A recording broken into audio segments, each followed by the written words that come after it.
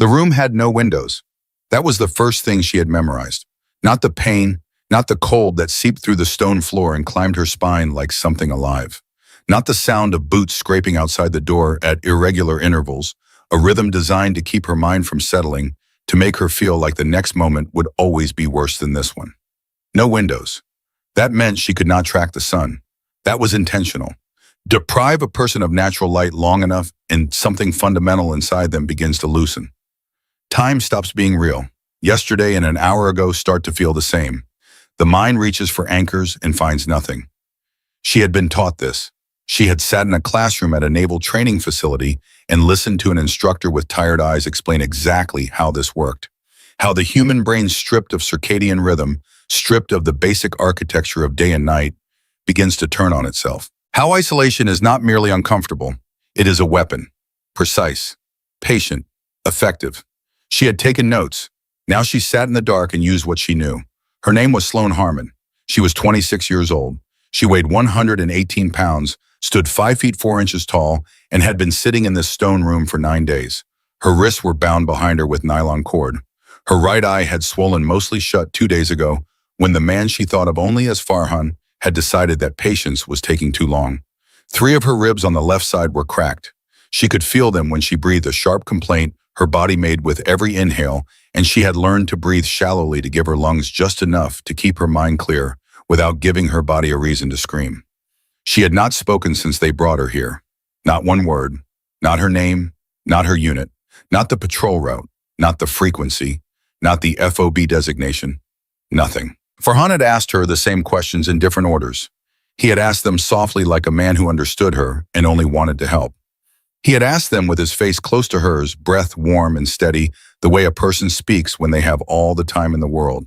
He had asked them after 3 hours of complete darkness, with a speaker outside the door cycling through static and high-pitched tones designed to prevent sleep.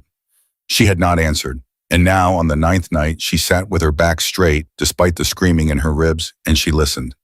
Not for footsteps, not for threats. She listened to what the compound was telling her. The diesel generator on the north side of the building had a misfire cycle. Every 40 seconds it stuttered. She had counted it 10,000 times. It meant the vehicle that ran on that generator left before dawn when the engine warmed. The vehicle returned mid-afternoon. She could track time by the generator's pattern. The guard on the east corridor changed at intervals of 6 hours. She could tell the difference between the 2 men by their footsteps. One dragged his left heel slightly. The other walked with his weight forward, toes first, the way soldiers sometimes do when they have been trained to move quietly, and the habit has become permanent. There was a gap on the northeast corner of the compound. She knew this because Farhan had spoken twice near what she estimated was a northeast-facing wall, and both times his voice had carried a slight echo that suggested an open space behind it. A courtyard, maybe a gate. She filed it all away. In the darkness, with her ribs cracking at every breath and her eyes swollen and the cold sitting in her bones like something that had always been there, Sloan Harmon was building a map. She was not waiting to be rescued. She was working. That was the first thing you needed to understand about her. 3 weeks earlier, she had stepped off the back of a Chinook at Forward Operating Base Salerno with a pack that weighed half what she did and a set of orders that assigned her as the attached Navy corpsman for Recon Team 4. The loadmaster had given her a look when she climbed out. Not an unfriendly look, just the look of a man cataloging something that did not fit the expected pattern. A small woman with dark hair pulled back tight, wearing gear that fit correctly, moving without hesitation toward the tarmac. He had probably loaded dozens of units through that helicopter. He had not expected her. She was used to that. The base smelled like dust and jet fuel and something burning in the distance that she chose not to think about. The mountains to the north were the color of old bone in the early morning light, enormous and indifferent, the kind of landscape that makes a person feel very small and very mortal at the same time. She had never been to Afghanistan before. She had seen photographs. They had not prepared her for the scale of it. She found Team 4's staging area without asking anyone for directions. She had studied the base layout on the flight in. There were 5 of them waiting. Gunny Calloway was the first one she identified, not because he introduced himself, because he was standing slightly apart from the others in the way that men who have been in charge for a long time stand even when they are at rest. He was 49 years old, built like a man who had been hard work his entire life, with a face weathered past the point where you could easily guess his age and eyes, that moved in short, methodical sweeps when someone new entered his space. He looked at her the way a mechanic looks at an unfamiliar engine. Not hostile, evaluating. He said nothing. Briggs spoke first. He was 33 and built like a linebacker who had lost 15 pounds to deployment and kept all the attitude. He had the kind of face that looked permanently skeptical, like the world had been promising him things and consistently under-delivering. He looked at Sloane, looked at her pack, looked back at her face. "They sent us a girl," he said. He did not say it to her. He said it to the man standing next to him loud enough that everyone, including Sloane, could hear it clearly.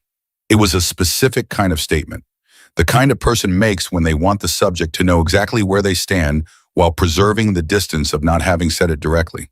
Not a threat, an observation with an audience. Sloane set her pack down. She began unloading her medical kit, checking inventory in the order she always checked it. Tourniquet, pressure dressing, hemostatic agent, chest seal, decompression needle.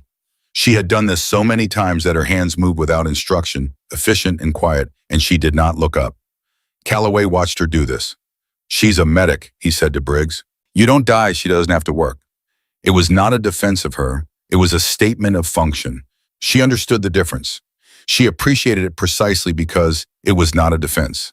She did not want anyone defending her. She wanted to do the job. Chief Drummond, who had been sitting on an equipment case and watching the whole exchange from behind sunglasses, said nothing at all. He was 46, lean in the way long-distance runners are lean, with hands that were too still for a person who was simply waiting. He had the quality of a man who had learned long ago that observation returned more than participation. He watched Sloane check her medical kit with an expression she could not read behind the sunglasses. Lance Corporal Tate was 22 and trying very hard not to look nervous. He managed it about 60% of the time. He had the kind of face that would look young for another decade, earnest and open, not yet worn into the careful blankness that the others wore. He gave Sloane a small nod when she glanced up. She returned it. The fifth man, a corporal named Decker, looked at her for 2 seconds and then looked away and did not look at her again for the rest of the day. She filed him as neutral, neither problem nor ally. That was Team 4. They would be her world for the foreseeable future. She finished checking her kit and began on the secondary pack. Calloway turned to the team without ceremony. "Patrol brief at 1400. Get some rest if you can." That was it. No introduction for her, no welcome, no orientation. She found where she was billeted, stowed her gear, and spent 20 minutes sitting on her bunk, going over the patrol routes she had memorized on the flight in. She did not expect it to be easy. She expected to prove herself, and she knew exactly how she planned to do it. The first week passed the way first weeks in a new assignment always pass. Slowly at the edges, and then all at once. There were 3 patrols, each one longer than the last, pushing into the valley terrain southeast of the base, where the mountains pressed in on either side, and the villages sat low and wary and watching. Sloane walked at the back of the formation as the attached support element, which was standard.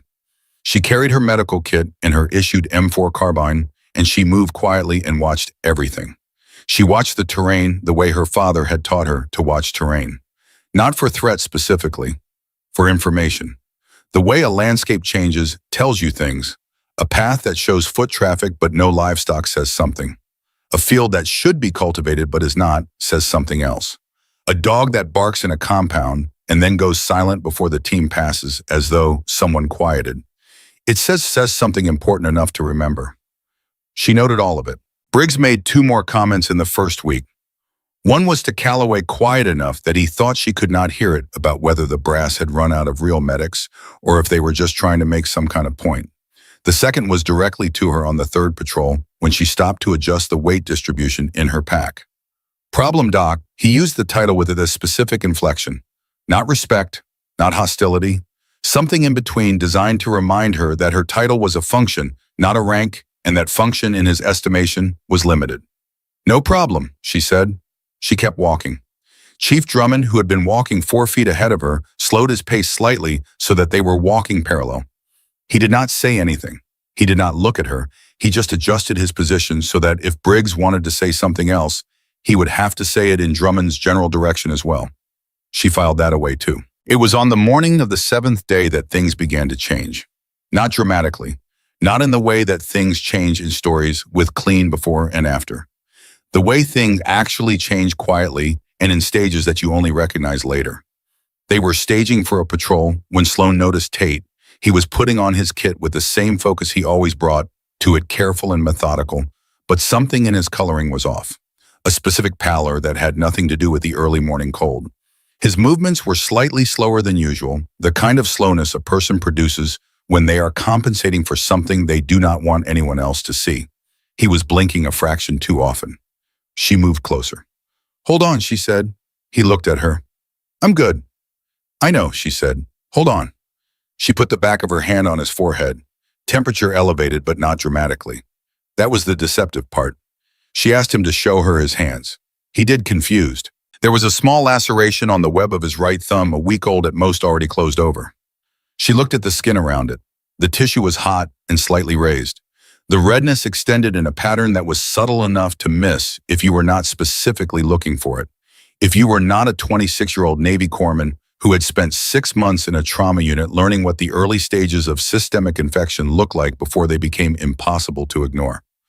"When did you cut this?" she said. "Week ago. It's nothing." "It's not nothing. Are you running a fever?" "Little bit. Not enough to." "Have you been sleeping?" He paused. "Some." She took his pulse, slightly elevated. She looked at his eyes, the slight glassiness that most people would attribute to fatigue or a long week. "You have an infection," she said. "Early stage. Not dangerous yet." "Yet," he repeated.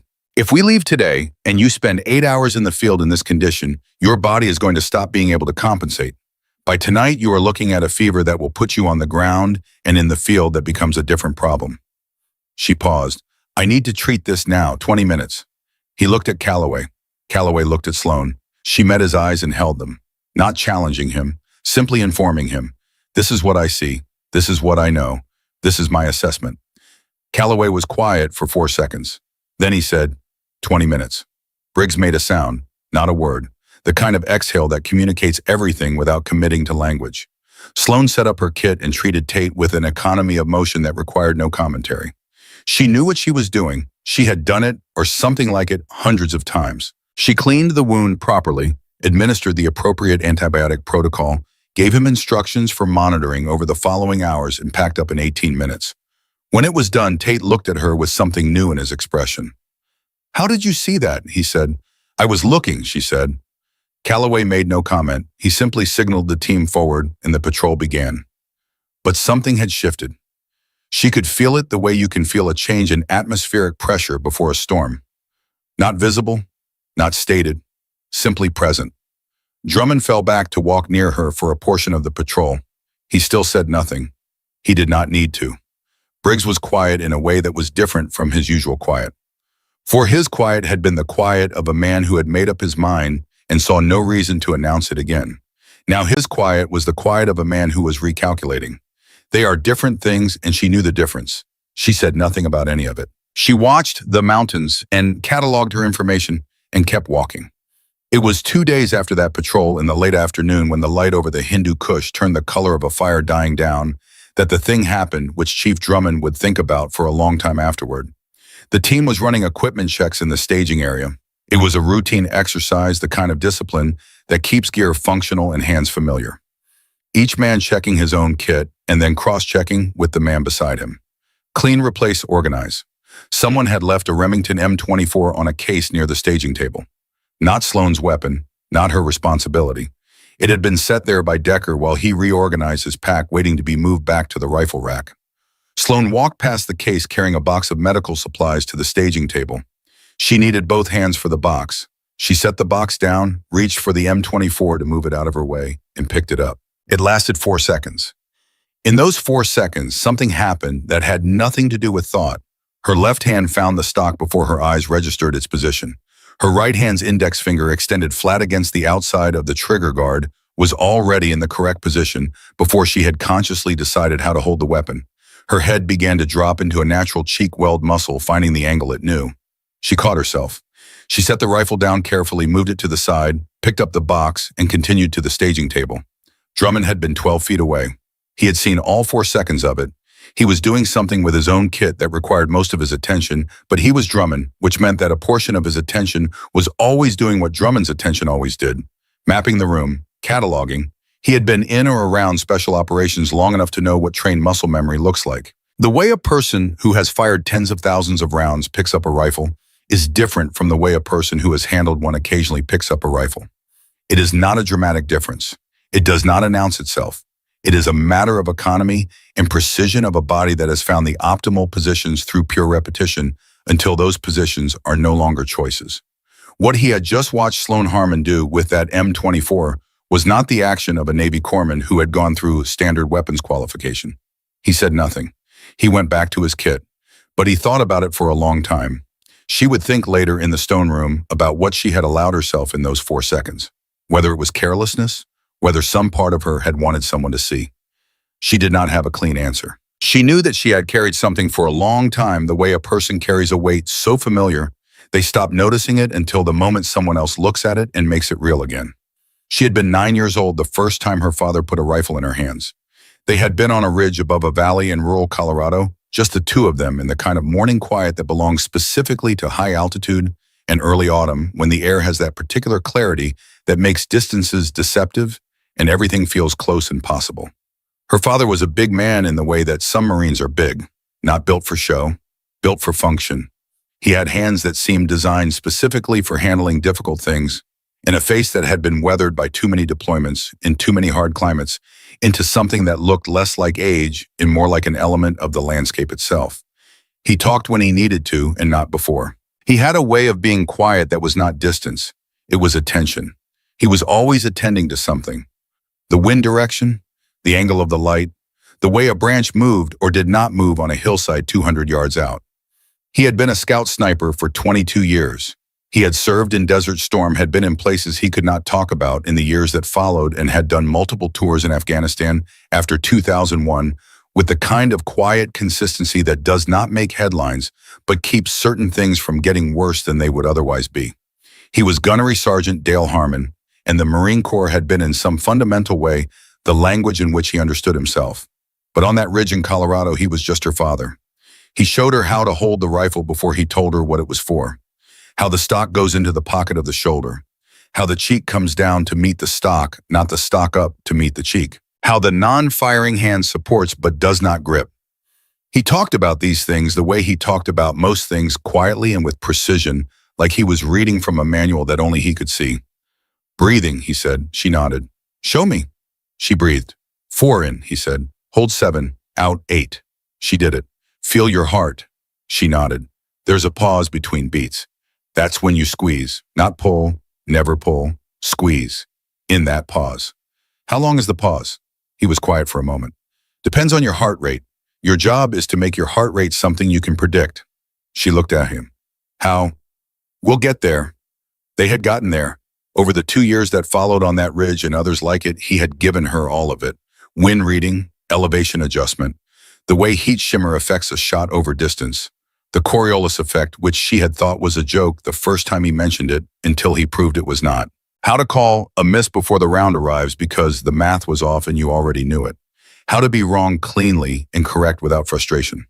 The last morning on the ridge had been in the autumn before he left for his final tour. He had looked at her for a long moment at the end of the session and said nothing, which she understood now was a kind of goodbye she had not recognized as one.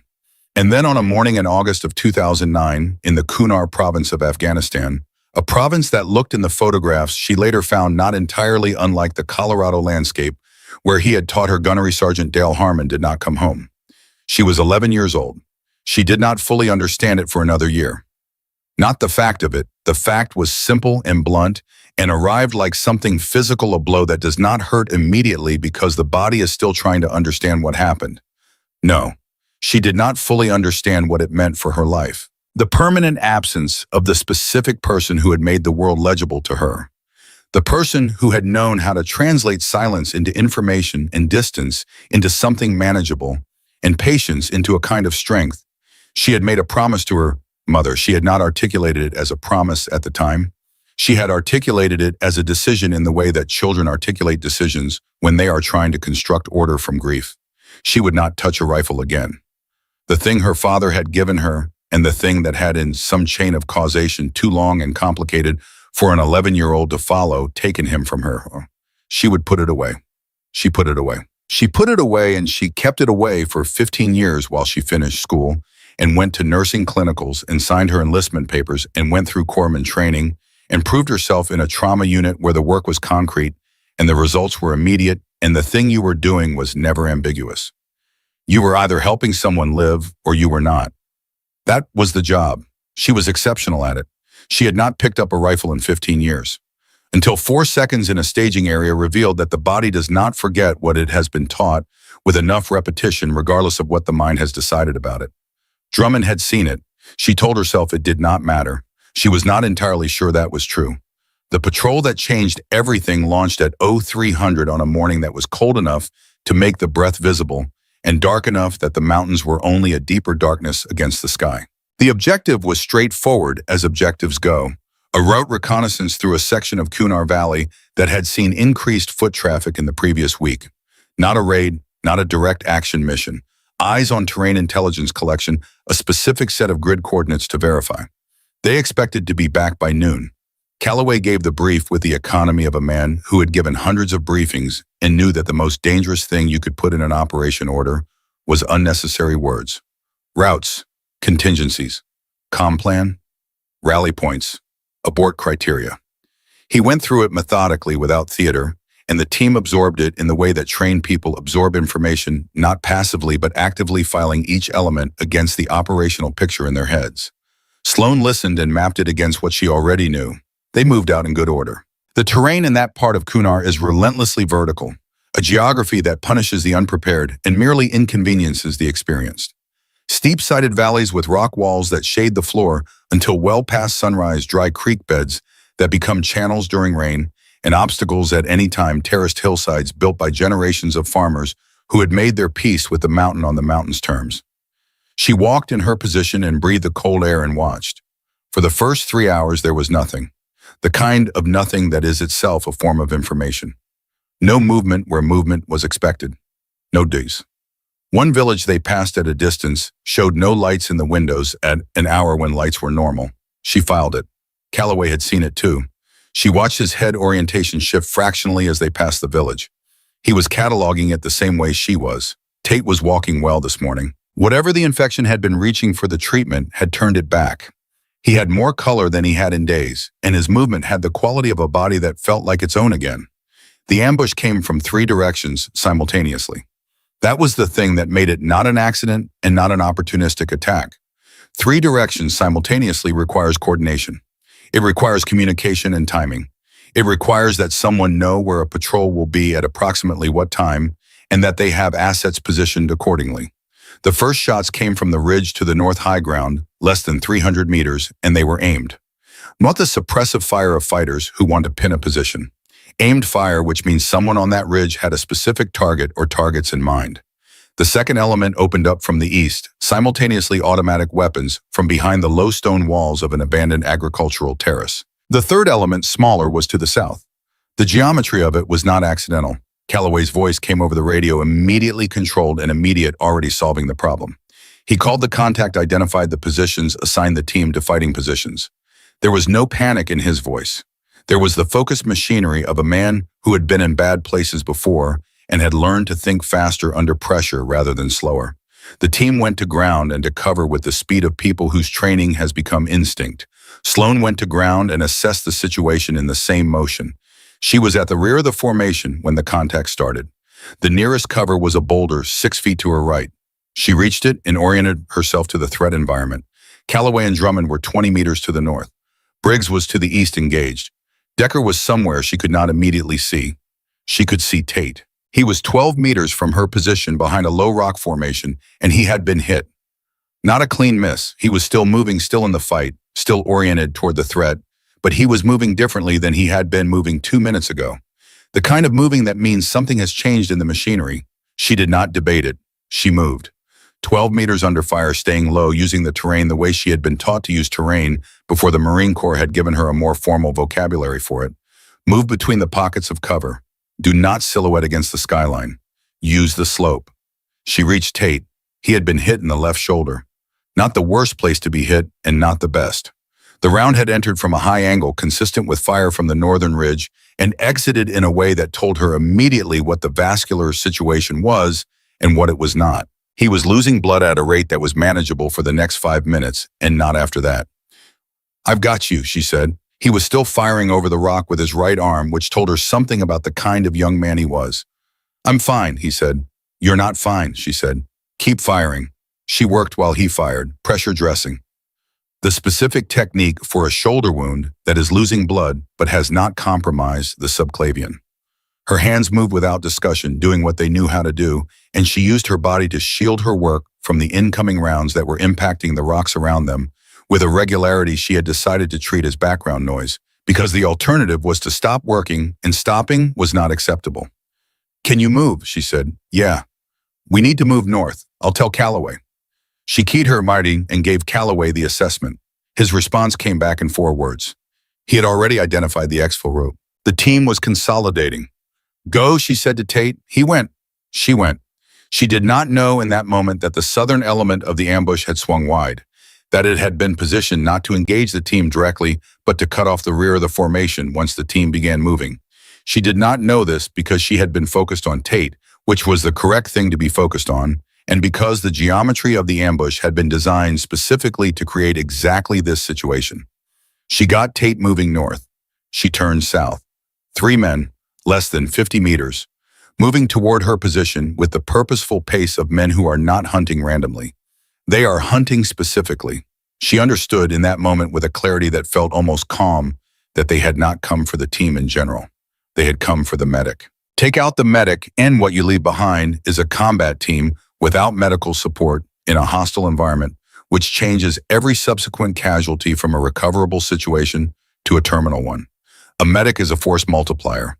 Remove the multiplier and you change the equation. She ran the calculation in the 2 seconds she had. The team was already moving north. Tate was moving north with them. Going north meant the 3 men followed her and potentially caught the team's flank during their consolidation, which was the worst possible moment to pick up a tail. She did not go north. She stopped and oriented toward the south. They were faster than she had calculated. The ground hit her from the left. Not a shot, a tackle. A large man moving fast from a position she had not seen low against the terrain, using the fold in the ground she had not had time to account for. She went down hard and the M4 was no longer in her hands. She fought. She fought the way someone fights when they have something to protect and nothing to lose, with the specific ferocity of a small person who has no good options and chooses the worst possible one for the people trying to subdue her. She got an elbow into something that gave a satisfying crack. She got her legs under one of them for long enough to make it costly. It was not enough. They were bigger and there were more of them, and eventually weight and numbers are a form of mathematics that does not respond to will. She heard Calloway's voice on the radio very briefly, calling her position. She heard the team's engagement to the north, the sound of it shifting as the contact evolved. Then they had her hands behind her, and she could not key the radio. She did not say anything. Not her name, not her unit, not a word. She let them pull her up. She let them move her south towards a vehicle she could hear but not yet see. And as they moved her, she began to count. 23 steps from where she had been taken to the vehicle. The vehicle was oriented southwest. The engine had a specific sound, a diesel 4-cylinder with a damaged exhaust mount. She would recognize that sound again. Movement direction southwest. The sun was behind the mountains to the east and beginning to lighten the sky. Southwest meant moving away from the FOB, deeper into terrain that was more difficult to surveil toward the border region, where the mountains get bigger and the valleys get narrower, and the roads such as they are become suggestions. The vehicle smelled like diesel fuel and canvas and something chemical she identified as a common cleaning agent. They put a hood over her head. She noted the weave of the fabric, loose enough to breathe comfortably. The air getting through had a quality that told her they were still moving through open terrain, not enclosed spaces. She began to construct the map. She counted turns. She noted changes in road quality and what they suggested about the terrain they were traversing. She estimated time. She did not speak. She did not make a sound. The first rule her father had ever given her before the rifle, before the breathing, before everything else. "Listen first," he had said on a ridge above a Colorado valley in a morning that smelled like pine and cold altitude. "Always listen first. You can't hear anything if you're talking." She had listened. She was listening now. When the vehicle stopped and they walked her into the building, she counted her steps. 23 from the vehicle to the first door. A change in sound quality that told her the first space was larger than a corridor. Stone floors. A staircase going down 7 steps. Another door. Then the stone room. No windows. They took the hood off. She looked at the room for 30 seconds, cataloging every detail.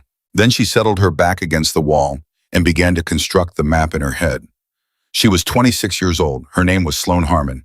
Her father had been a Marine Scout sniper who had given her everything he knew about patience and observation and the kind of discipline that does not announce itself.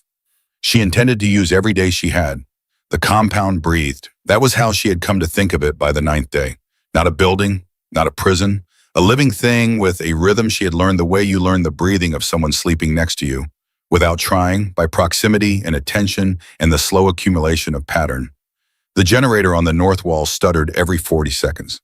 The guard with the dragging left heel came on at what her body told her was early evening and stayed until what felt like midnight. The other guard, the one who walked toe first, took the second half of the night.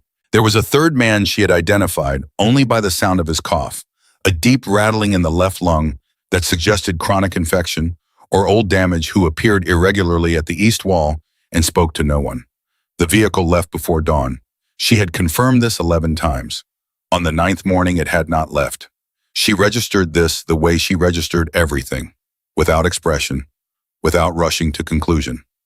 A change in pattern is information. Information requires evaluation before response. She sat with it and thought about what the vehicle's continued presence might mean and filed it alongside everything else she had built in the 9 days since they had brought her here. The room was 12 feet by 9 feet approximately. She had measured it by counting her own footsteps on the first morning before they decided that allowing her to stand was a courtesy they were no longer interested in extending. The ceiling was low.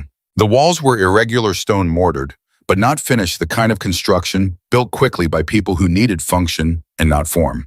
There was a single iron bolt in the north wall at approximately shoulder height when standing. It had no practical application to her situation, but she cataloged it anyway. The floor was cold enough in the early hours that it pulled heat through her clothing in a way she could feel as a measurable loss. She managed this by sitting against the east wall, which absorbed marginally more of the day's warmth than the others, and by moving her fingers regularly to maintain circulation. They had bound her wrists behind her on the first day with nylon cord, and she had, over the following 9 days, worked the binding through a range of micro-movements designed to prevent the kind of nerve and tissue damage that would compromise her hands when she needed them. She would need them. She did not know when. She knew with certainty. Farhan had come in on the morning of the 8th day and said nothing at all. He had stood in the doorway for what she estimated was 4 minutes watching her, and she had looked at a fixed point on the opposite wall and breathed at the rate she had decided was optimal and given him nothing to work with. On the 7th day, he had been patient. On the 6th, he had been methodical. On the 5th, he had been quietly intense in the way of a man who believes he is close to something. On the 8th day, he had simply stood there. She had thought about what that meant. A trained interrogator who stops asking questions is not giving up. A trained interrogator who stops asking questions is changing the calculation. He is deciding that the direct approach has reached its limit and that something else is needed. Something else in her training and in the weeks of preparation that had preceded this assignment was usually one of 2 things.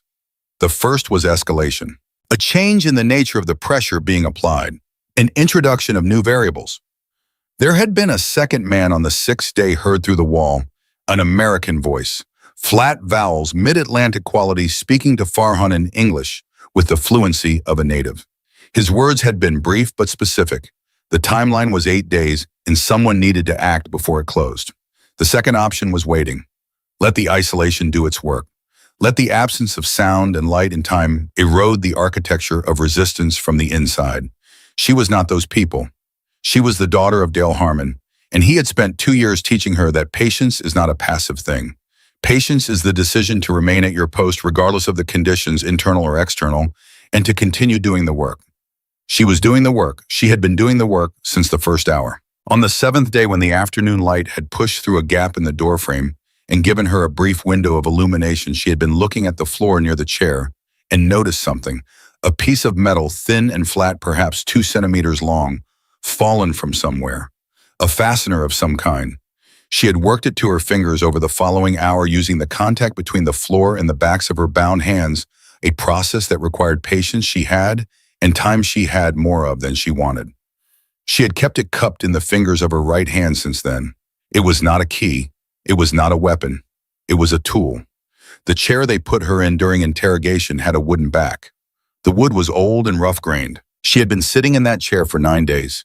And for 2 of those days, while Farhan watched her face and her body and waited for the crack to appear, she had been using the small piece of metal to inscribe with the careful economy of someone working in a medium that allowed no error, a record on the inner back surface of the chair. Not words, not letters in any standard sense. A series of marks that would mean nothing to anyone who did not know how to read them. Guard positions, timing, the northeast gap, the vehicle pattern, the compound dimensions as best she had estimated them, the number of personnel she had identified by sound and movement. And one other thing, a sequence that represented the pattern she had constructed from Farhan's conversations and the American voice on the 6th day. The piece she was most certain of, the piece that in the hands of the right person would point an investigation toward the right target. She had done this with her hands bound behind her, working by feel, using a piece of metal smaller than a thumbnail over 2 days of intermittent sessions, while simultaneously giving Farhan's observation everything he expected to see. Her father had not called it technique. He had called it staying at the work. He had set it on the ridge when she was 10 years old, lying in a shooting position for 3 hours, and her left hip was past complaint and into genuine pain. She had not moved. She had stayed. The feeling is real, he told her afterward. The feeling is just not the point. She held that in the stone room for 9 days. On the 9th night, with the vehicle still in the compound and Farhan's 8th day timeline pressing against her awareness like something with weight, she was sitting with her back against the east wall when she heard it. She heard it before she could identify it. A vibration more than a sound, something that entered the body through bone before the ears caught up. She held absolutely still and focused everything she had. A rotary wing aircraft at low altitude, moving in a pattern that was inconsistent with transit. Not going somewhere, orbiting. She knew the sound of helicopters. She had grown up knowing it the way she had grown up knowing the sound of wind in a rifle barrel and the way stone feels different from soil under a shooting position. Her father had taken her to air shows at Peterson Air Force Base when she was small, and she had made him tell her the name of every aircraft and what it was for, and he had, with the patience of a man who took his child's questions seriously. This was not a transport helicopter. This was not a cargo run. The specific quality of the sound, the rotor frequency, the altitude, and the pattern was consistent with a rotary wing asset conducting a low-signature reconnaissance orbit. The kind of pattern associated with direct action preparation. The controlled, methodical approach of a unit that has done this before and intends to do it well. She sat absolutely still and listened to the sky. For the first time in 9 days, something moved across her face that was not entirely controlled. Not relief, not quite. Something more complicated than relief. The expression of someone who has been running a very long calculation and has just watched one of the variables resolve exactly as she needed it to. She thought about the northeast corner of the compound. She thought about the guard change timing. She thought about the 23 steps from the vehicle to the first door and the 7 steps down and the stone floor and the absence of windows. She thought about what she knew and what she was about to be able to tell someone. Her hands were still bound. Her ribs still pressed their complaint into every breath. The sound of the helicopter moved through its orbit above the mountains and then went quiet in the way of a system going dark before it activates. Sloan Harmon sat up a little straighter, which cost her something, but she paid it without hesitation. She was ready. The compound breathed. Farhan came in on the morning of the 2nd day and spoke to her quietly about her father. He had the name, he had the unit designation. He spoke about Dale Harmon with a familiarity designed to unsettle her, to make her feel that the private things she carried were not private, that everything she thought was hers had already been taken. She listened to all of it, not because it was comfortable.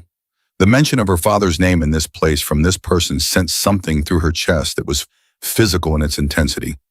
But she recognized what he was doing. She had studied this exact technique. Establish false intimacy.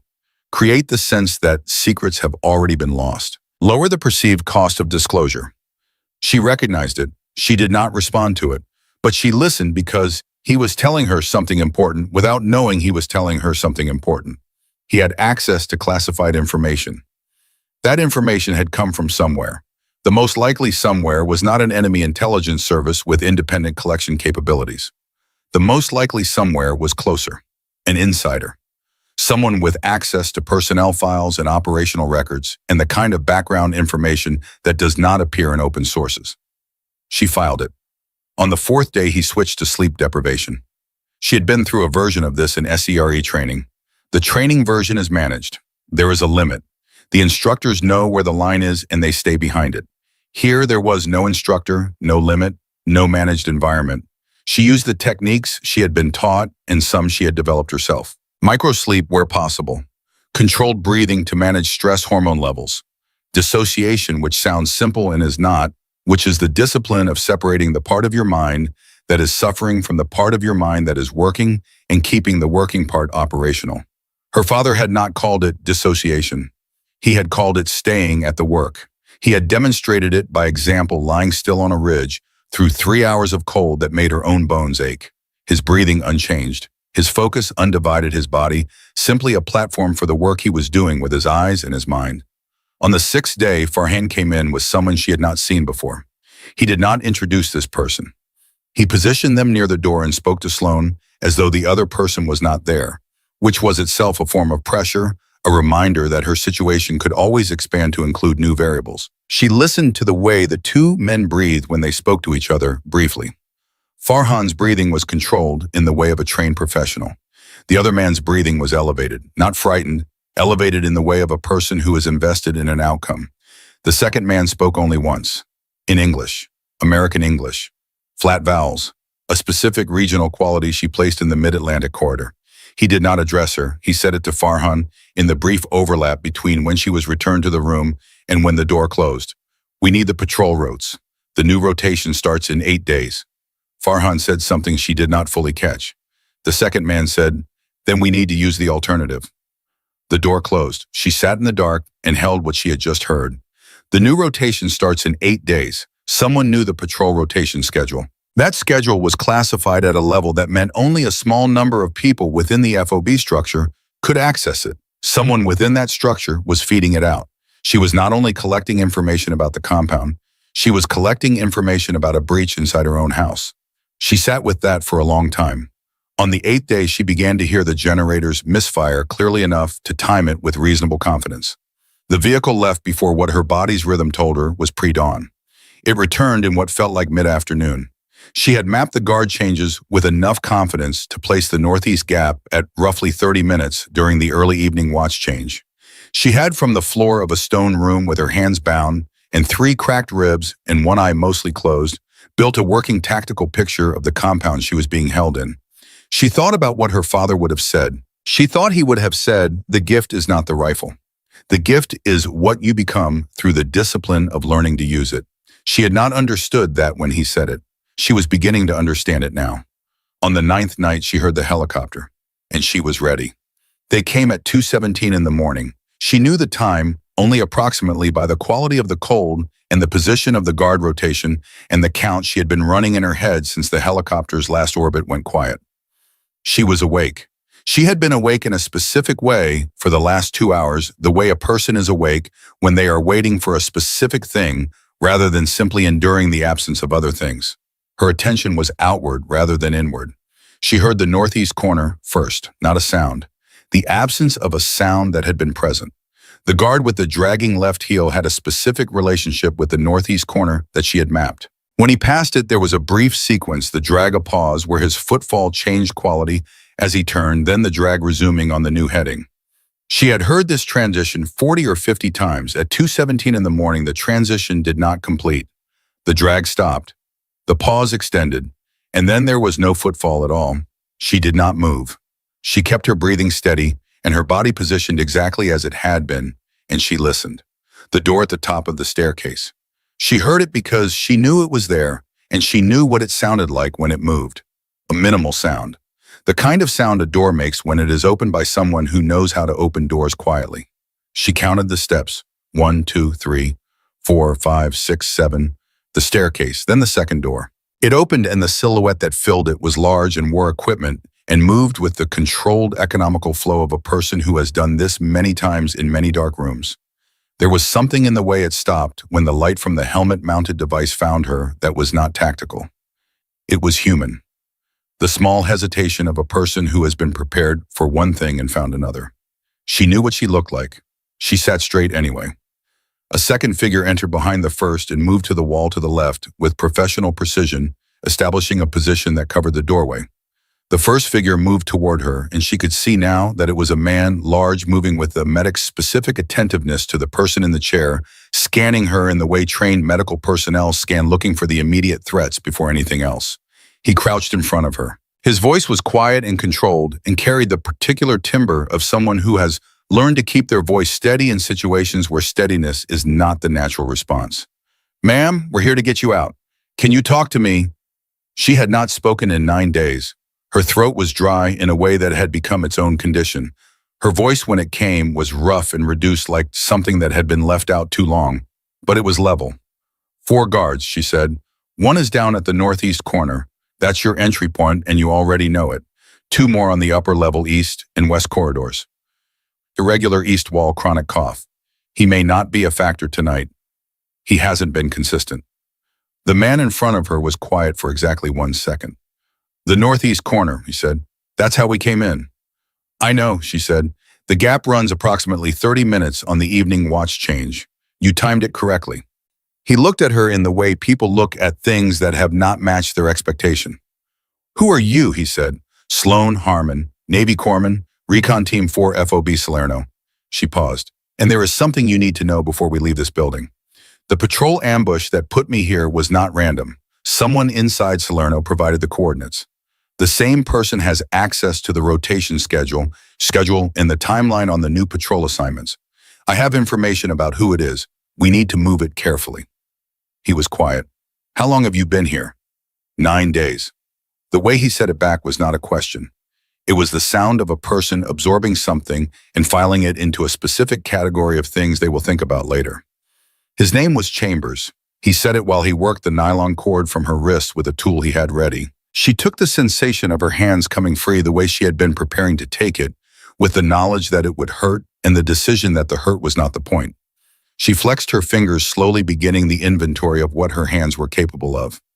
"Any injuries I need to know about," he said. 3 cracked ribs left side.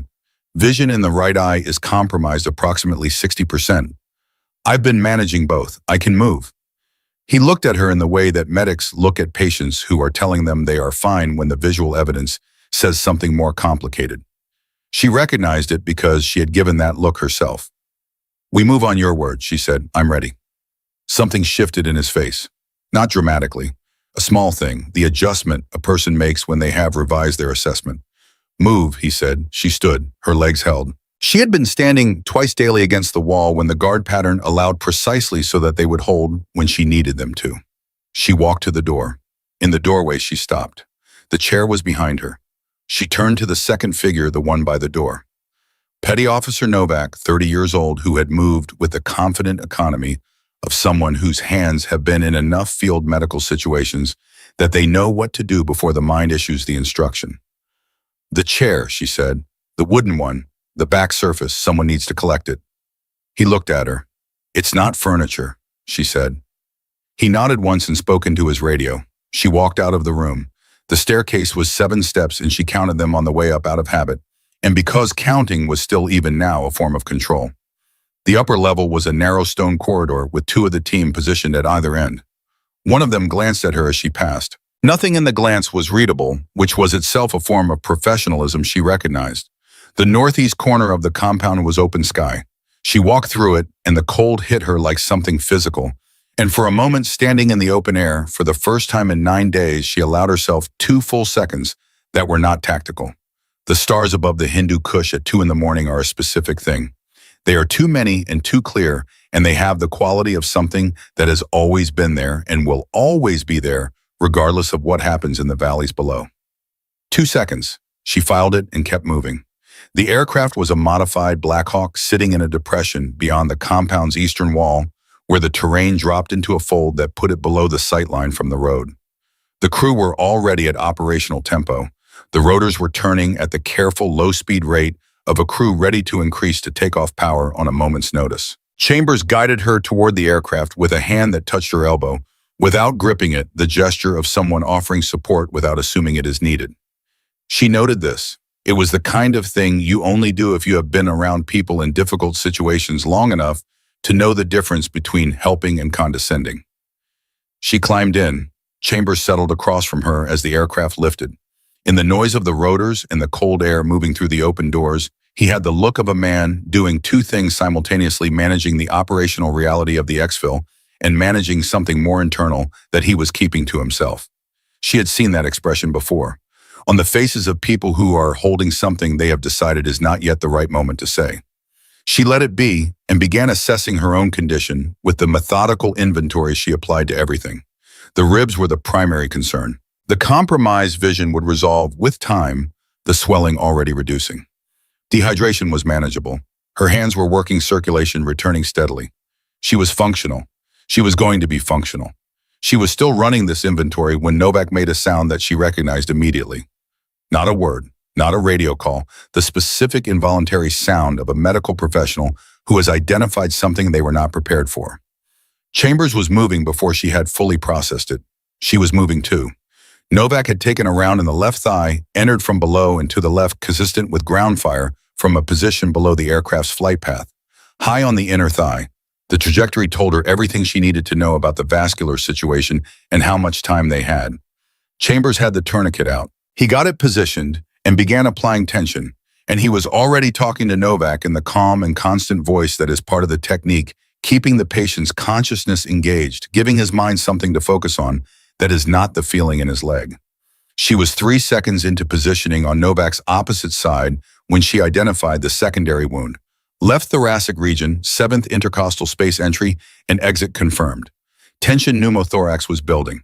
She could see it in the way Novak's breathing was beginning to change. She had a chest seal out before she consciously decided to reach for it.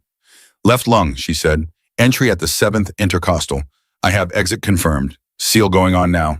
Chambers did not pause in his work. Tourniquet is holding.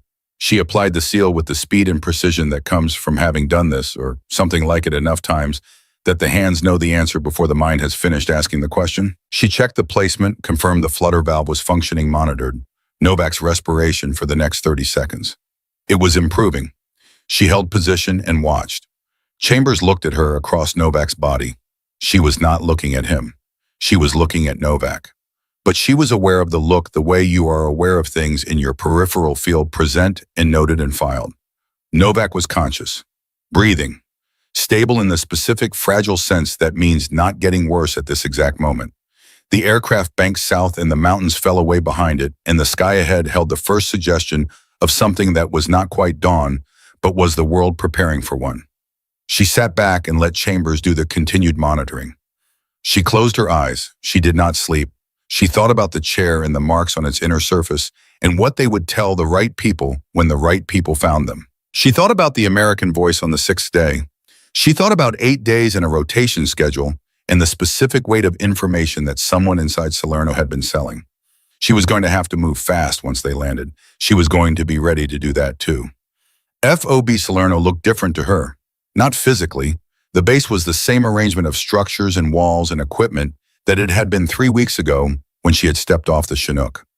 But a place looks different when you have been away from it in a specific way, when you have spent 9 days thinking about it as a point on a map rather than a location you inhabit. It acquires a quality it does not have when it is simply where you live. She walked off the aircraft and the base smelled like dust and fuel and the cooking from the DFAC that started before sunrise, and she breathed it deliberately because after 9 days of stone and diesel, it was something she wanted to register. Tate was at the edge of the landing zone. She had not expected that. She had expected the medical team, which was there in the intel debrief protocol, which she could see in the configuration of the personnel waiting. She had not expected Tate standing at the edge of the group with his arm in a sling, his face carrying an expression she had no clean category for. She walked toward the medical team. As she passed him, Tate said her name. She stopped. "You left me out first," he said. "You were mobile," she said. "It was the right call. You stayed behind so I could go." She looked at him. "That's how it works." He did not have an answer for that.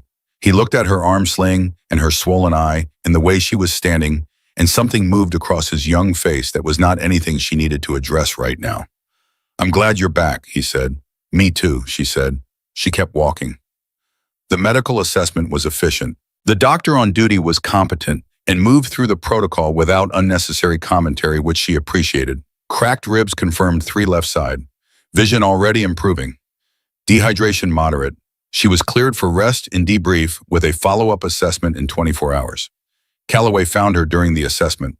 He stood in the doorway of the medical tent and watched the doctor work for a moment and then came in when the doctor stepped away. He looked at her. She looked at him. Something passed between them that was not quite acknowledgement and was not quite apology and was not quite respect.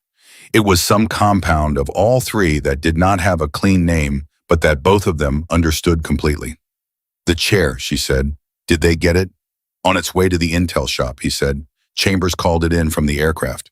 There's a sequence on the back surface. It's encoded but not deeply. Anyone with signals intelligence background can read it. It identifies a pattern of access timing that correlates to 3 of the ambushes in the last 4 months. I can't give you a name from it, but I can give you what I have and let someone work the rest." Calloway was quiet for a moment. 4 ambushes, he said, not 3. She absorbed this. Rodriguez. She had heard the name before she deployed. Another patrol, another valley, another set of coordinates that should have been secure. "Then it's active," she said. "Still active." "Yes," she breathed left side, registering its familiar objection. "Who at Salerno has access to the patrol rotation schedule, current rotation and forward planning?" 5 people, he said. "Maybe 6 if you count the CO's clerk." "It's not the clerk," she said. "The person I'm looking at has operational authority, not administrative access. They're not reading the schedule, they're approving it." Calloway's face did not change, but something behind it did. "That narrows it," he said. "To 2 or 3, she said. "The timing on the information release cross-referenced with the patrol approval chain should narrow it to 1. She had constructed this on the 7th and 8th days in the stone room, when she had enough information and enough mental space to begin running the analysis. It was not complete. It needed access to operational records to flesh out, but it was further along than anyone outside that stone room would expect it to be. Calloway looked at her for a long moment. "You built this in there," he said. "There was time," she said. He almost said something. She could see him select against it. He nodded once the way Calloway nodded when he had decided something was accurate and needed no further comment. "I'll get it to the right people," he said. "People outside the chain here." "Good," she said. "And Calloway." He stopped. "The chair. Make sure whoever reads it understands that the encoding is positional. The marks don't have independent meaning. They're reference to the compound layout I laid out first. Read it in sequence or it won't make sense." He nodded again and left. She lay back on the medical cot and looked at the ceiling of the tent, which was canvas, and let through a diffused gray light that was the early morning sun before it had committed to being a full sun.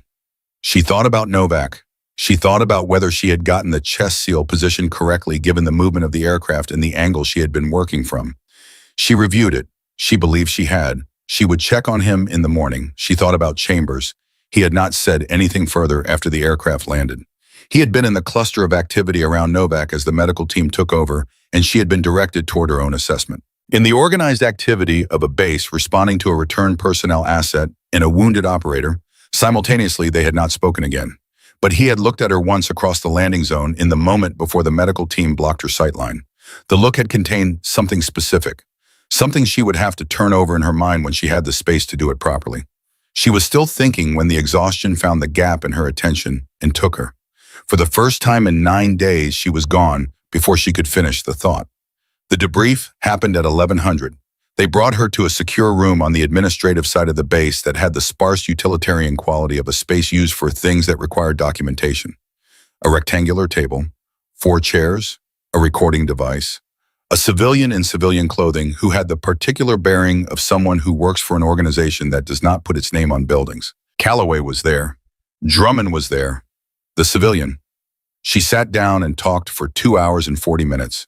She told them everything she had observed, every timing sequence, every guard rotation, the vehicle's departure and return pattern, the compound's dimensions and layout, and the positions of every element she had been able to identify. The 2 interrogators, their methods and characteristics, the specific sequence of escalation. She told them about the American voice on the 6th day, She told them about the patrol rotation, the 8-day timeline, the language that indicated the speaker had prior knowledge of classified scheduling information at a level of specificity that precluded general intelligence collection and indicated a human source with direct access. She told them about the chair. The civilian listened to all of it with an attentiveness she recognized as professional.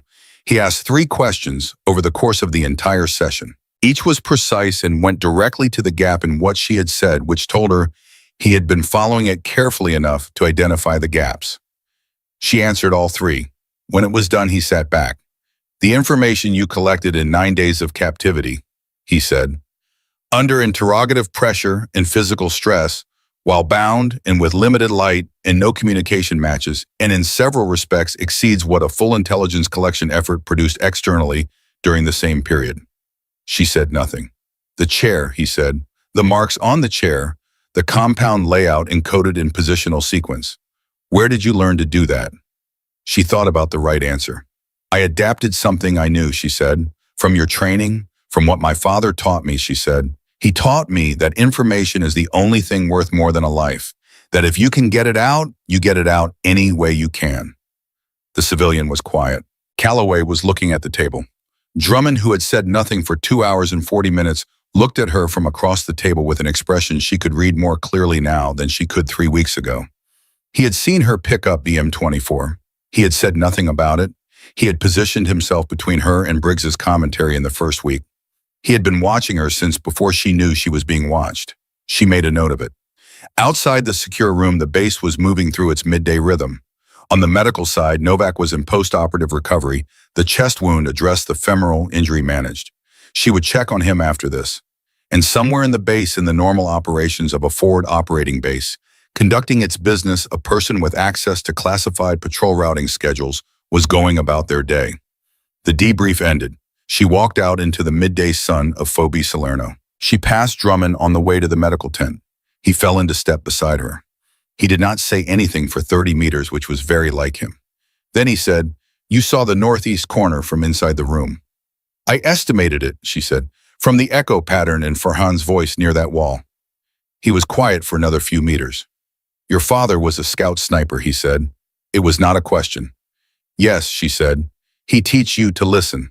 She thought about a ridge above a valley, the specific quality of early autumn morning at altitude, a man who talked when he needed to and not before. "He taught me that you can't hear anything if you're talking," she said. Drummond was quiet for the rest of the walk to the medical tent. When she reached the entrance and stopped, he stopped too, and she turned and he was looking at her with an expression she could read completely now. He had known from the staging area. He had known from the 4 seconds with the M24. He had said nothing because he understood that it was not his to say, that whatever she was carrying and whatever she had decided about it belonged to her until she decided otherwise. "Novak's going to be all right," he said. "Heard from the surgeon 20 minutes ago." She exhaled slowly. "Good," she said. She turned and went inside. The arrest happened at 1400. She was not present for it. She was checking on Novak in the medical tent when Calloway's people moved on Sergeant First Class Whitmore, and she knew about it the way you know about things on a military base through the specific quality of movement that a base acquires when something significant is happening. Not alarm exactly, a change in tempo. Certain people moving with more purpose than the midday hour would normally generate, and certain other people going very still. She stayed with Novak. He was awake, sitting up with the careful posture of a man who had been told specifically not to do that and had decided the instruction applied to someone else. His color was better than it had any right to be.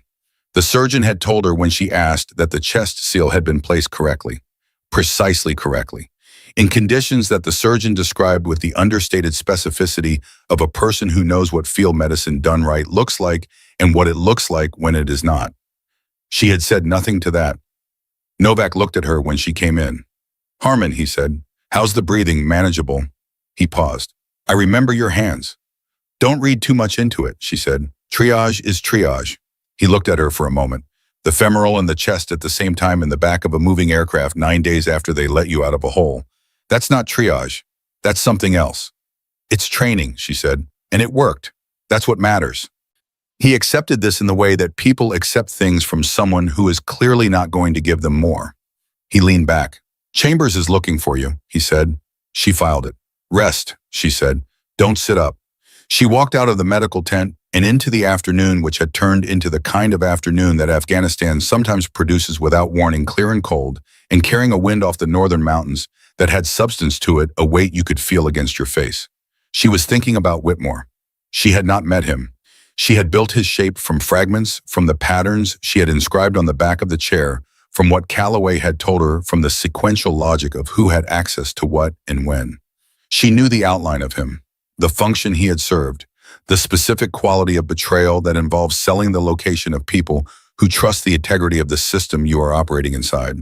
7 soldiers. She thought about 7 in the way she had learned to think about numbers that represent people. Not abstractly, specifically. Each one of those 7 had been someone's son, someone's father, someone's husband. Someone had gotten a knock at the door and a man in dress uniform and a folded flag and a story that did not include the word Whitmore because nobody knew the word Whitmore yet.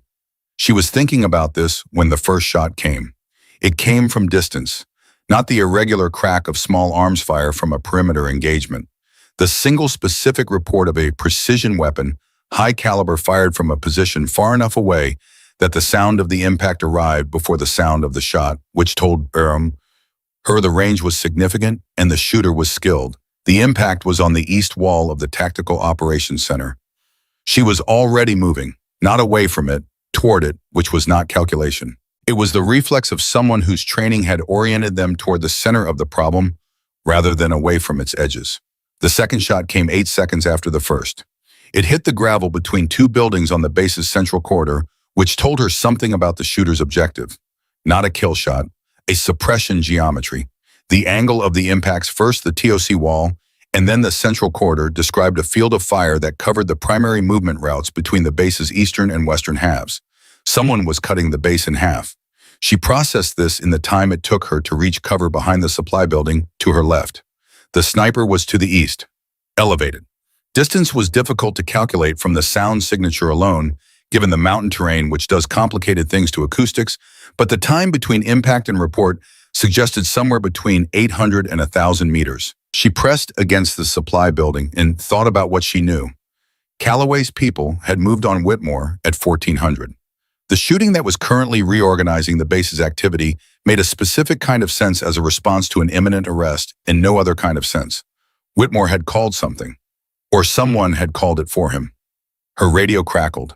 Calloway's voice controlled an immediate, "All personnel, take cover and hold position. We have precision fire from the eastern ridgeline grid approximate. Sniper team is cut off at the supply depot. I need someone at the medical building's north face. Elevation. Now." She looked at the medical building. It was 30 meters from her current position. Single story with a reinforced roof that had been constructed with sandbag emplacements at the corners, the standard defensive preparation for any building that might serve as a fighting position during a base attack. The north face of the roof had an unobstructed sightline to the eastern ridgeline. She knew this because she had memorized the base layout on the flight in 3 weeks ago. She ran for the medical building. The roof access was an internal ladder at the building's north end.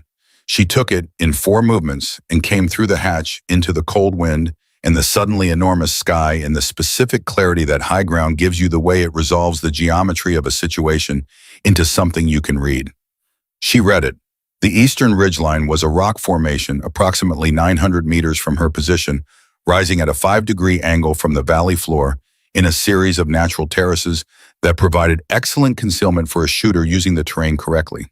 She identified 3 possible positions from the topography alone. One was exposed to the afternoon sun and thermally visible. One was accessible from the road that ran north of the ridgeline, which was too easy an approach, and therefore likely a decoy. The third was in a fold of rock at approximately 2/3 the height of the ridgeline, shadow-covered with a natural rest for a bipod and a clear sightline to the central axis of the base. That was the position. She was certain of it in the way that her father had taught her to be certain of things. Not through process of elimination alone, through the synthesis of terrain reading and tactical logic and the specific intuition that develops after enough hours spent thinking about the relationship between a shooter and the ground they choose. She looked at what was on the roof next to the northeast sandbag emplacement. The Barrett M82A1 had been left there by the sniper team when they were cut off by the initial shots trapped in the supply depot to the east. It lay on its bipod, pointing generally toward the ridgeline in the position of a weapon set down in haste, by someone who needed both hands for something more immediate. She looked at it. She had not looked at a rifle this way in 15 years. She had handled one briefly in the staging area 3 weeks ago for 4 seconds before she caught herself. She had thought about those 4 seconds in the stone room. The Barrett was a different thing from the M24 in the staging area. The M24 had been incidental, picked up and set down, a moment of muscle memory surfacing through a long absence. The Barrett was a question, a specific question asked in the only language available to it, the language of a situation that had contracted to a point where the question had only one real answer. She thought about her mother. She thought about the understanding that had formed between them in the months after her father's death. The promise that had not needed to be stated as a promise because it was simply what they both knew, what they had both decided about the rifle and what it represented, and the man who had loved it and was gone. She thought about Calloway's radio call. She thought about the 7 soldiers. She thought about Novak on the cot in the medical tent, directly beneath her feet, breathing carefully around a chest wound that was correctly sealed. She walked to the Barrett. She lay down behind it. The bipod was already deployed. The scope was a Night Force quality glass, and she found it with her eye without adjusting her head position, which meant whoever had set up this position had done it at a height close to her own. She made one adjustment to the length of pull because her arms were proportioned slightly differently, and if she was going to do this, she was going to do it correctly. She looked through the scope at the eastern ridgeline. The fold in the rock was exactly where she had placed it.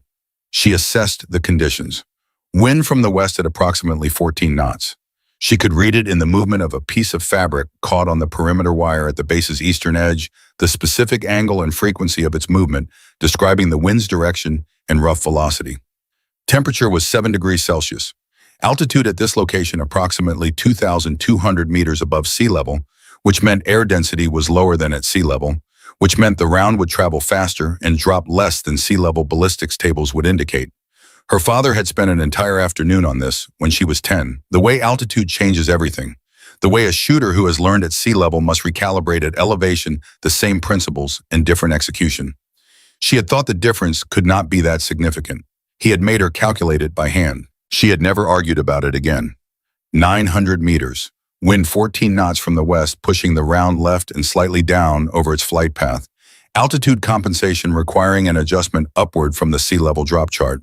She worked it in her head with the same methodical discipline she had applied to everything else in the last 9 days.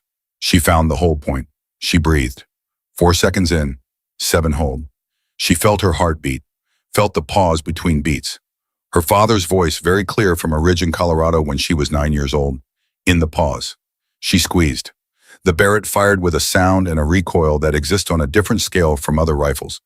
The .50 caliber round is not a subtle thing. It is 30 pounds of precision machinery channeling an enormous amount of force in a specific direction, and the rifle communicates this to the shooter through every point of contact. She had fired a .50 caliber twice in her life, both times at a range when she was 10, and her father had decided she was ready for it. She had not enjoyed it. She had understood it, which was what mattered. She stayed on the scope. The round had gone left. She saw the impact on the rock face left of the fold by approximately 5 inches. She had been slightly conservative on the wind compensation. She adjusted. She worked the bolt. She breathed. Calloway's voice on the radio distant, "I need eyes on that ridgeline. Someone give me a position." The second shot was not a thought. It was the completion of a calculation that had been running from the moment she lay down behind the rifle. Every adjustment made, every variable accounted for, the whole point placed with the precision of someone who had been doing this in some form since she was 9 years old, and whose hands, whatever the intervening years had decided about them, had not forgotten what they knew. She squeezed in the pause. The sound from the ridgeline was not a secondary shot. It was not a repositioning. It was the specific sound of something going still. She stayed on the scope for 4 seconds. The position in the fold was empty. She exhaled. She lay there for a moment behind the rifle, not yet moving, and thought about what had just happened in the specific way her father had taught her to think about things that carry weight. Not quickly and not in the language of triumph, because that was never the language available to people who had been taught correctly about what this was and what it was not. He had said once that the moment after is the moment that tells you who you are, not the moment before when the decision is still open, not during when the body is doing what it has been trained to do. After, in the silence that follows, she lay behind the rifle in the cold wind and listened to the silence. Then Calloway's radio crackled. Ridgeline clear, stand by. She got up. She stood for a moment on the roof of the medical building, with the wind off the northern mountains moving through her clothing and the enormous sky of the Hindu Kush above her, and the base below her beginning to shift from the held stillness of a perimeter response back toward the sounds of a base that has been through something and is assessing the damage. She heard Chambers before she saw him. He had come up the ladder while she was still behind the rifle, and he was standing near the hatch with his hands in his pockets and his face in the expression she had begun to be able to read. Settled. Attending. He had seen the second shot. He had been on the roof for it. She walked toward the hatch, and he did not move out of the way immediately, not blocking her, simply present. Calloway's people have Whitmore, he said. Building 4 East Corridor. He triggered the sniper when the cuffs went on. She nodded. He's wounded, Chambers said. Whitmore. Caught a round in the exchange when one of Calloway's people returned fire. She processed this. How bad? Abdominal. Not immediately fatal, but he needs attention. The base's current surgical capacity is not best suited for. She looked at him. You're telling me this because... Chambers met her eyes. Because you're the most capable medical person on this base right now. And because the man who is wounded is the man responsible for 7 soldiers who are not here anymore. And because I have been around long enough to know that a person should make that decision themselves rather than have it made for them. She thought about it. Not for long. Take me to him, she said. Building 4's East Corridor was narrow and smelled like concrete, and the specific sharp iron smell of recent blood. 2 of Calloway's people were positioned at the entrance. They looked at her and looked at Chambers and moved aside without comment. Whitmore was on the floor. He was a man in his mid-40s, medium height, with the kind of build that had once been athletic and had settled into something softer without entirely losing the underlying structure. He was holding his own abdomen with both hands in the automatic way of someone whose body understands the situation even when the mind is still catching up. His face was pale in the specific way of a person losing blood at a managed but serious rate. He looked up when she walked in. She did not look at his face. She looked at his abdomen. She crouched beside him and moved his hands with the calm efficiency of someone who is not interested in the context of a wound, only in its mechanics. He did not resist. She examined the entry wound, through and through which was better. The trajectory was lateral, which meant it had not gone through the primary vascular structure at the midline. The bleeding was serious but controllable, the kind of controllable that requires correct intervention within a specific window. She opened her kit. Her hands moved. She had thought in the abstract about how she would feel doing this. She had not been able to predict it with confidence because the abstract version of a thing is always imprecise, and the reality always arrives with details the abstract could not have anticipated. The reality of it was this: her hands did not care who he was.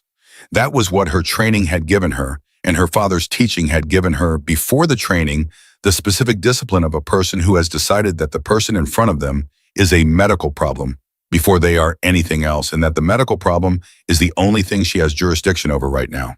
She worked. She controlled the bleeding. She packed the wound with the correct material in the correct sequence. She assessed his vital signs with the touch and observation of someone who does not need instruments to tell her the primary things. She gave him what she had that would help and noted what he needed that she could not provide here. He needed surgery. He needed it within the next several hours. He was stable for that window if she had done this correctly. She had done it correctly. She sat back on her heels. He was looking at her. His color was already slightly better. He was conscious and oriented, which the blood loss had been threatening. "You're Harmon," he said. "Yes." He looked at her for a moment with an expression that she did not try to categorize. It was too complicated, and she was not sure she was the right person to receive it. "I'm sorry," he said. She looked at her hands. She peeled the gloves off and placed them in the disposal bag from her kit. "The surgery you need is at Bagram," she said. "They'll transport you within the hour. Keep your hands away from the dressing." She stood. She picked out her kit. Briggs was at the corridor entrance.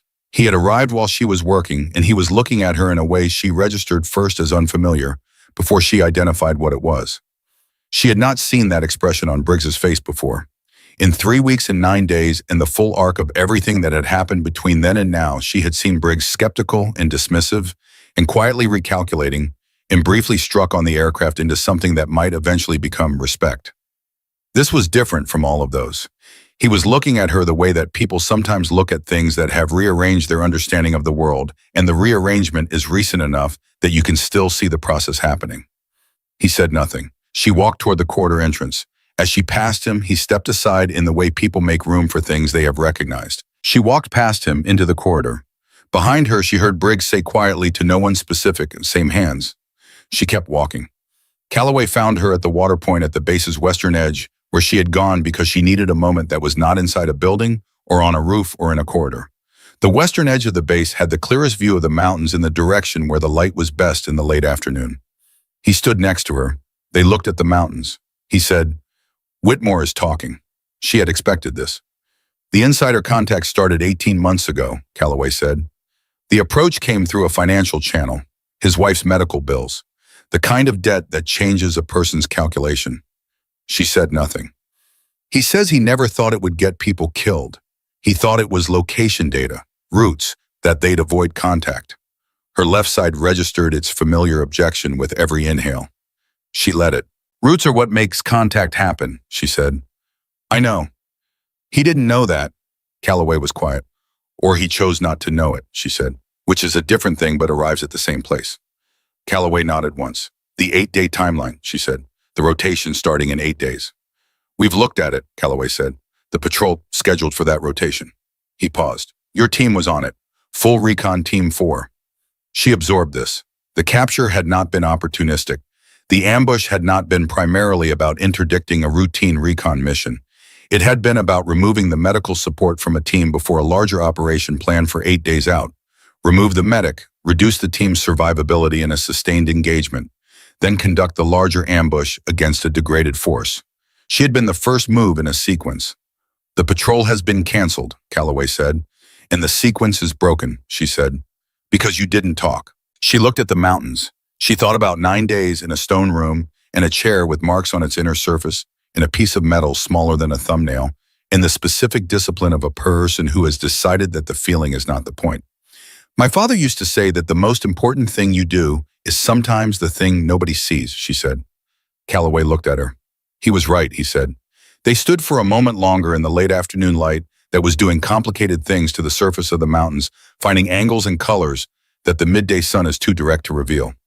"Colonel Rains wants to see you," Calloway said. When you're ready." 30 minutes, she said. He nodded and left. She stayed at the western edge for the 30 minutes she had given herself and used them the way she had learned to use the resource of stillness, not passively, as a form of work. She organized what had happened. She filed it in the correct sequence. She identified what she understood and what she did not yet understand and what she could not from her current position know. She thought about her father. She thought about what he had given her and what it had cost and what it had been worth. She thought those were 3 separate questions and that she was not finished with any of them. She walked toward the command building. Colonel Rains was a man in his mid-50s who had the quality of someone who had decided very early in his career what he was and had spent the intervening decades becoming more precisely that. He was behind a desk notable for the absence of things that did not belong there. He stood when she came in, which she had not expected. He gestured to the chair across from him. She sat, he sat. He looked at her in the way of someone making a genuine assessment rather than a courtesy one.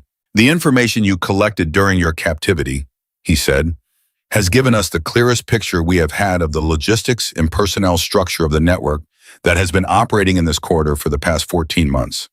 The compound layout you provided has been cross-referenced with satellite imagery, and it is accurate to a degree that our external collection was not able to achieve."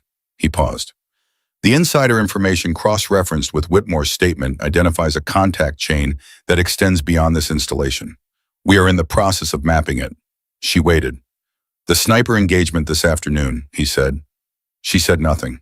900 meters, 14-knot crosswind, altitude correction, single miss adjusted into a confirmed neutralization.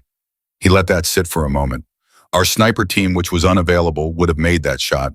You made it too, under conditions that included 9 days of captivity and 3 cracked ribs." She looked at a point on the desk.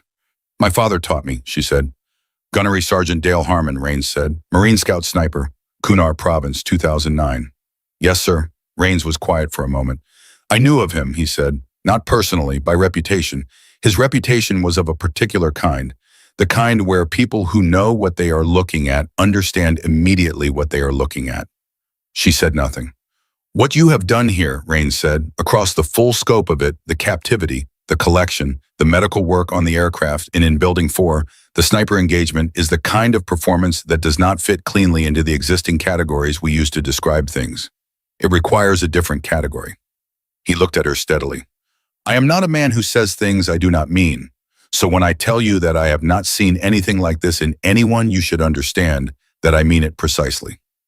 She thought about her father's voice, about what he had said in the particular quiet of a Colorado ridge about doing things without an audience.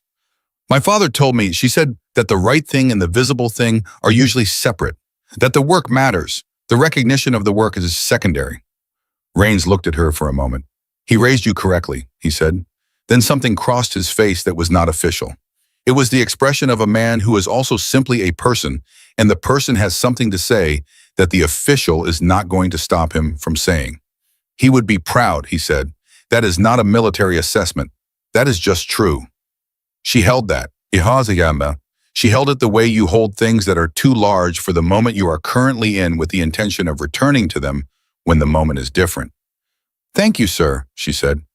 She stood. She walked out of the command building into an evening that had turned cold and clear, the stars beginning to appear at the edges of the darkening sky, the mountains becoming the familiar darkness against the lesser darkness she had grown used to over the weeks at Salerno. Chambers was outside. He was leaning against the building's exterior wall in the manner of a man who has been waiting without wanting to appear to be waiting. He straightened when she came out. Walk, he said. She walked. They went toward the western edge because it had the mountains and the fading light and the particular quality of a place that is not inside anything, and she needed that right now. They walked for a moment without speaking. Then Chambers said, I need to tell you something. I have been waiting for the right moment, and I am not sure this is it, but I have decided it does not matter. She looked at him. I was in Kunar in 2009, he said. She had known this was coming. She had known it from the moment on the aircraft when she had registered something particular in how he had received her name. Not recognition as a stranger receives a name. Recognition as a person receives something they have been carrying. I know, she said. He looked at her. I figured it out in the stone room, she said. I had time to think about things I hadn't had time to think about. The way you said, I know, when I told you who my father was. It wasn't information. It was confirmation. He was quiet for a moment. I found your name 6 months ago, he said, in a personnel rotation request. Attached medic slot Recon Team 4 at Salerno. I read it twice to make certain. He stopped walking. I made one request through the chain that my team be on the rescue rotation for Salerno's attached personnel. She stopped. You came for me specifically, she said. I came because I made a promise, he said. Not in so many words, but I made it. She looked at the mountains. He talked about you, Chambers said. Once, one night when the tempo eased and we had a few hours that were not moving at full speed. He mentioned that he had a daughter, that he had been teaching her since she was small. He said she had something he did not know how to name exactly. He said she could be still longer than anyone he had ever seen. She listened. He said she was going to figure out what to do with it. He didn't know what that would be. He said it like he meant it as a good thing, like the not knowing was part of what he liked about it. Chambers paused. Then he asked me something. Before August 14th, 2009, the morning of. He asked me if something happens to me, will she be all right? She breathed carefully. I said yes, Chambers said. I said yes, sir, she will be all right. I didn't know how I was going to keep that. I had never met you. I had heard about you for one night on a hillside, but I said it because he asked it and because I believed it. She held very still. I believed it before I had evidence, he said. And now I have more evidence than I know what to do with. She looked at him in the evening light, this man who had been on a hillside with her father and had carried something back from that hillside for 16 years and had been true to it in the specific way that people are true to things they have decided are worth being true to. He would have been angry with me, she said, about the rifle. Yes, Chambers said, and then proud. In that order, he said, I think you knew that before you lay down behind it. She thought about the moment on the roof, the question the Barrett had been asking. The calculation she had run not just about wind and distance, but about everything that led to that moment. He didn't teach you to be safe, Chambers said. He taught you to be useful. She held that. The wind off the mountains moved through the base, and the stars were fully committed.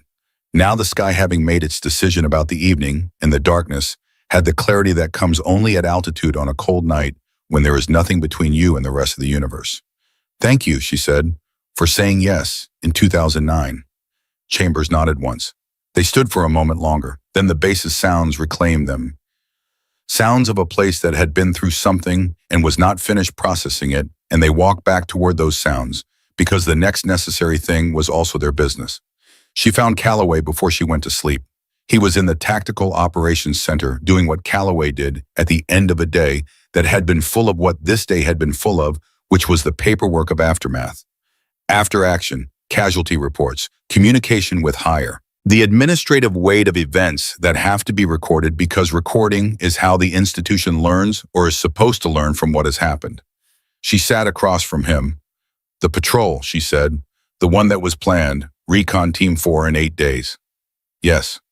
Whitmore was going to sell those coordinates. My team was going to walk into it. Yes. That's why they took me specifically. Not for information about the general mission. To remove the medical support before the ambush. An injured team without a medic there doesn't have the same options. Calloway looked at her steadily. We worked that out from Whitmore's statement, he said. About 2 hours ago. She was quiet. You went into the stone room, and he said, as the first move in a plan to destroy your team. You came out having destroyed the plan instead. She looked at her hands. I came out having done the job, she said. That's all. Calloway was quiet for a long moment. Not the quiet of a man searching for words. The quiet of a man who has found the right words and is deciding whether to say them. Your father, he said.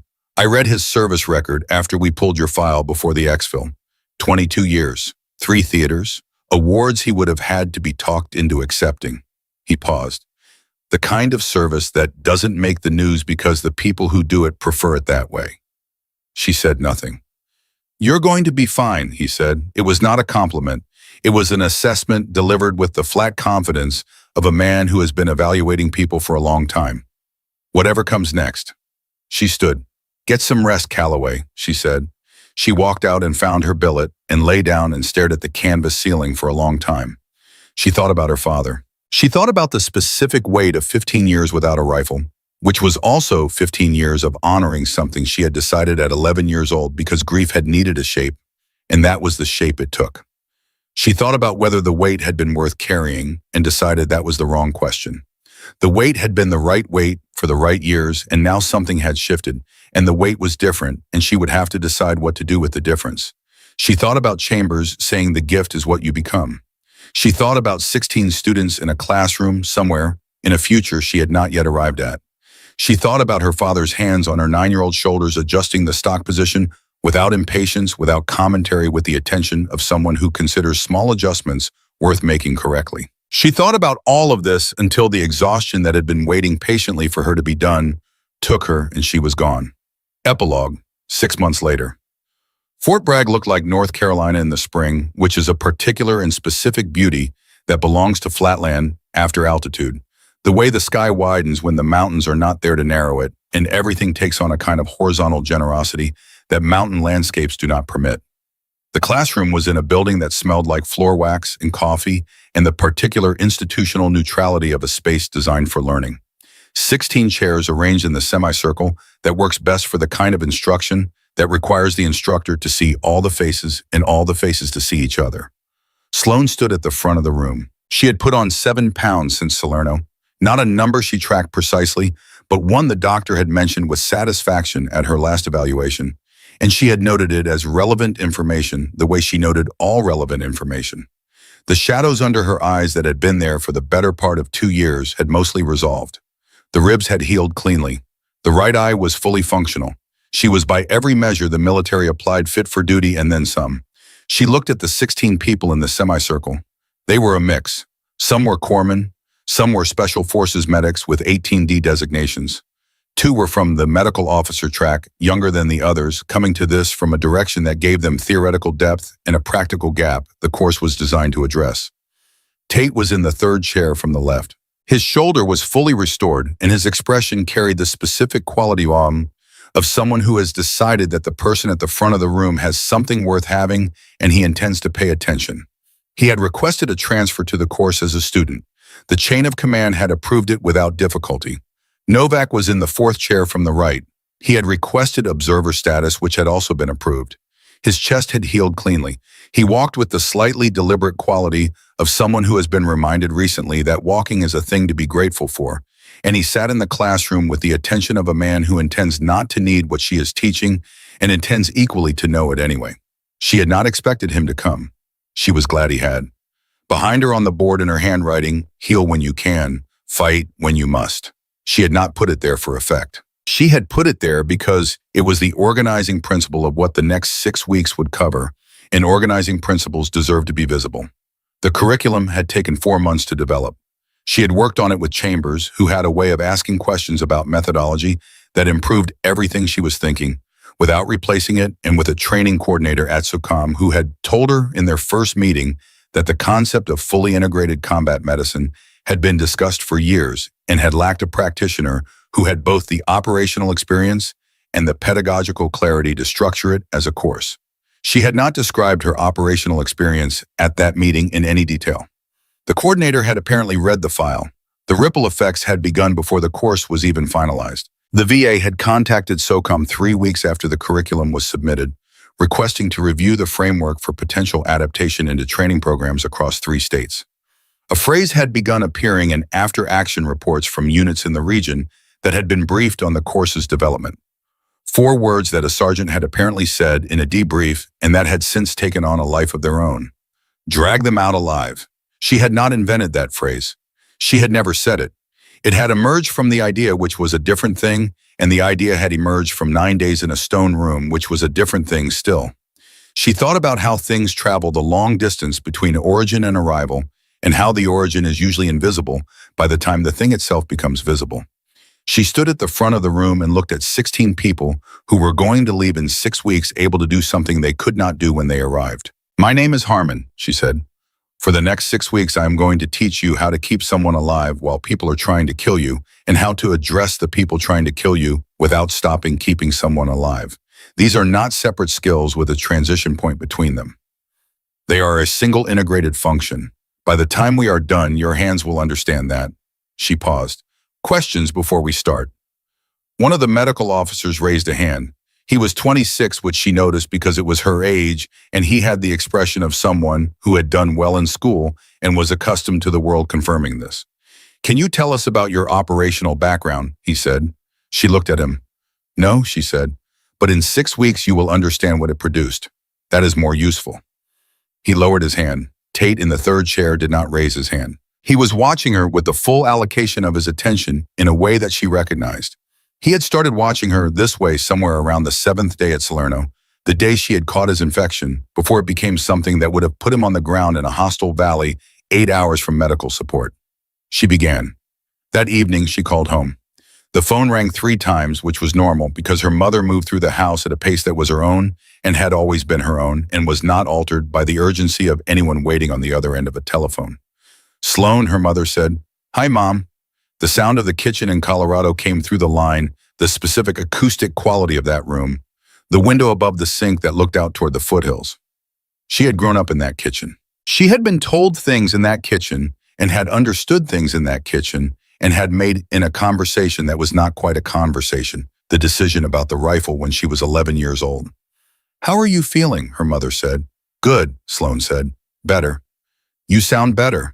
She was standing at the window of the housing unit at Bragg looking out at the North Carolina evening, which was mild and wide and nothing like Afghanistan and nothing like Colorado and entirely its own thing. "I need to tell you something," she said.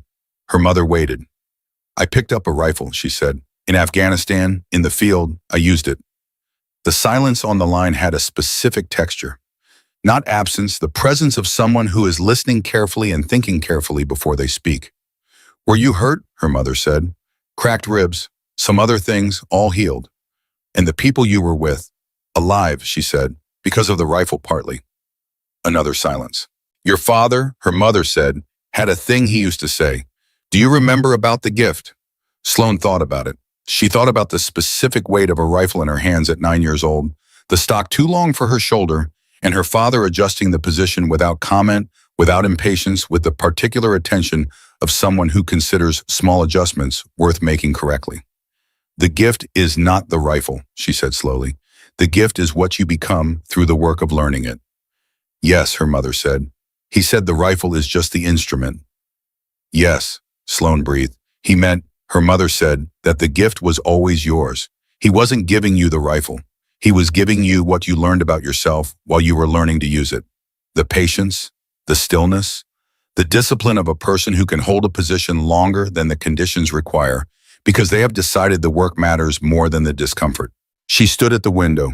She thought about 9 days in a stone room, about a map built from sound and pattern and the discipline of attention, about a chair with marks on its inner surface, about a roof in a cold wind and a fold in a ridgeline 900 meters away, about a man who had asked if his daughter would be all right and another man who had said yes and meant it. He would be angry with me, she said, for the risk. Yeah, her mother said, and then proud. Yeah, her mother said, in that order, the way he always was. They were quiet for a moment. I'm teaching now, Sloane said, a course at Bragg, integrated medicine. I have 16 students. Her mother made a sound that was not a word. It was the sound of someone receiving news they had been waiting for without knowing they were waiting for it. He would have loved that, her mother said, the teaching. He always said the best thing you can do with what you know is give it to someone who needs it. He said that to me on the ridge, Sloane said, about his own father. I was 10. I didn't understand what he meant. And now she looked at the North Carolina evening. She thought about Tate in the third chair, watching with the full allocation of his attention. She thought about Novak in the fourth chair, from the right present, by choice learning what he never wants to need. She thought about 14 other people who would carry something out of that classroom in 6 weeks that they did not have when they walked in. Now I understand, she said. They talked for a while longer the way that people talk when the conversation that needed to happen has happened, and what remains is simply the pleasure of the voice on the other end and the knowledge that it is there. Her mother asked practical questions, and she answered them, and she asked practical questions in return, and eventually the natural end of the conversation arrived. I love you, Mom. I love you, Sloane. A pause. Your father loved you. That doesn't need saying, but I'm saying it. I know, she said. She set the phone down. She turned from the window. On the desk in the corner of the room, among the course materials and the medical references and the operational notes she had been compiling, was a photograph. Chambers had given it to her at Bagram in the hour before she boarded the transport home, sliding it across the table between them without explanation. She picked it up now. 2 men in the photograph, both in uniform, both in the specific posture of people who have been in the field long enough that standing up straight for a photograph requires conscious effort. The mountains behind them were the profile of a ridgeline in Kannar province. She knew the shape of those mountains now. Her father was on the left.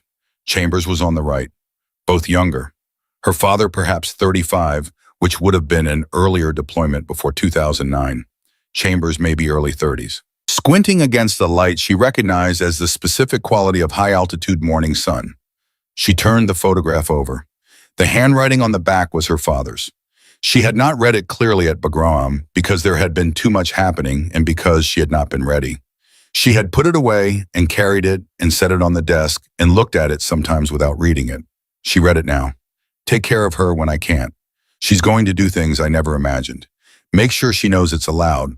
And then below that, in the compressed script of someone running out of Roomdale, Kannar 2009.